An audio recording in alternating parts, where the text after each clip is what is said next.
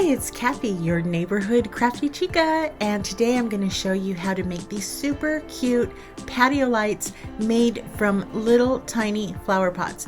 You can find these in the floral section at the craft store. You're going to remove the label and see the little hole we need for the lights to make sure that the light bulb will fit through there. So you can take some old scissors, dollar store scissors, ones that you don't mind messing up, and go in and just enlarge the hole a little bit until the light bulb fits snugly inside. We're gonna glue it, but it's just good if it fits nice and tight as well.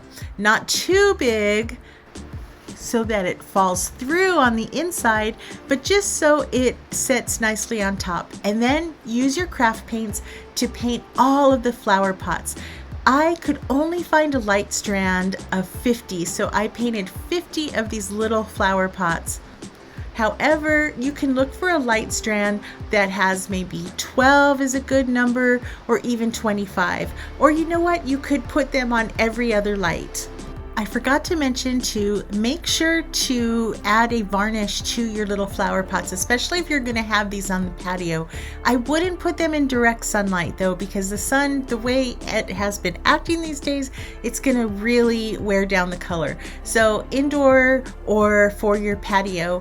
And I just use hot glue on each of these. If you wanted, you could put a little bit of E6000 on one side and then hot glue on the other side to hold it in place.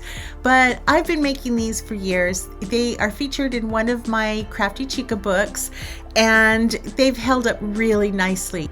Don't you think this is a nice weekend craft? Thank you so much for watching. Don't forget to like, share, and subscribe. And if you make this project, tag me so I can see it. I would love to see it. Have a happy crafty day. Bye-bye.